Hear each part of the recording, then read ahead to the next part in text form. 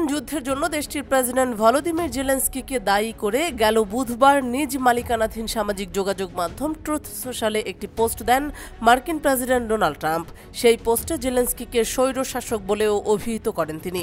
এবার ট্রাম্পের মন্তব্যের প্রতিক্রিয়ায় রাশিয়ার প্রেসিডেন্ট ভ্লাদিমির পুতিনকে স্বৈরশাসক বলে আখ্যায়িত করেছে ইউরোপীয় ইউনিয়ন ইইউ এর শীর্ষ কূটনীতিক।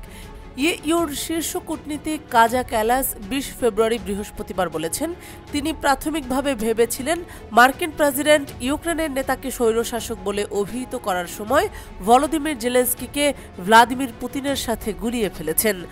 ক্যালাস জোহান্সবার্গে সাংবাদিকদের বলেন, প্রথম যখন আমি এটি শুনেছিলাম আমি মনে করি তিনি অবশ্যই দুটিকে মিলিয়ে ফেলেছেন, কারণ স্পষ্টতই পুতিন স্বৈরশাসক।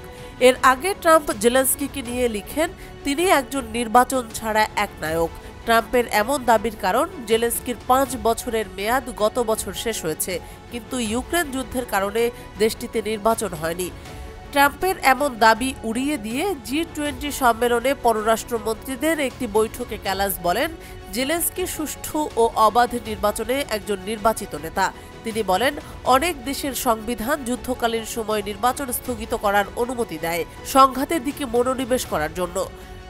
রাশিয়া ২০২০ সালে ইউক্রেনে আক্রমণ করেছিল, যে কারণে নির্বাচন সম্ভব হয়নি বলেও জানায় ইইউ পররাষ্ট্র নীতি প্রধান। কিয়েভ ও ইউরোপীয় দেশগুলোকে বাদ দিয়ে ট্রাম্প মস্কোর সঙ্গে যুদ্ধের অবসানের বিষয়ে সরাসরি আলোচনা শুরু করেছে, যা ইউক্রেন ও তার ইউরোপীয় সমর্থকদের খেপিয়ে দিয়েছে। এ নিয়ে ট্রাম্পের উদ্দেশ্যে ক্যালাস বলেন, ইউক্রেনকে সমর্থন করা এবং রাশিয়ার উপর রাজনৈতিক ও অর্থনৈতিক চাপ সৃষ্টির দিকে মনোযোগ দেওয়া উচিত। সেই সঙ্গে ক্যালাস বলেন, রাশিয়া আসলে শান্তি চায় না।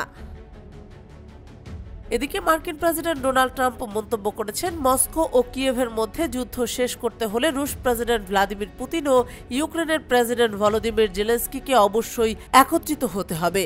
হোয়াইট হাউসের সাংবাদিকদের ট্রাম্প বলেন, আমার মনে হয় পুতিন ও জেলেনস্কিকে একত্রিত হতে হবে, কারণ আমরা লাখ লাখ মানুষের মৃত্যু বন্ধ করতে চাই। এছাড়া ডোনাল্ড ট্রাম্প সতর্ক করে বলেছেন, ইউক্রেন যুদ্ধ এখনই না থামলে ধরে নিতে হবে তৃতীয় বিশ্বযুদ্ধ খুব বেশি দূরে নয়। তবে তিনি প্রতিশ্রুতি দিয়েছেন, এটি ঘটতে তিনি অবশ্যই বাধা দেবেন।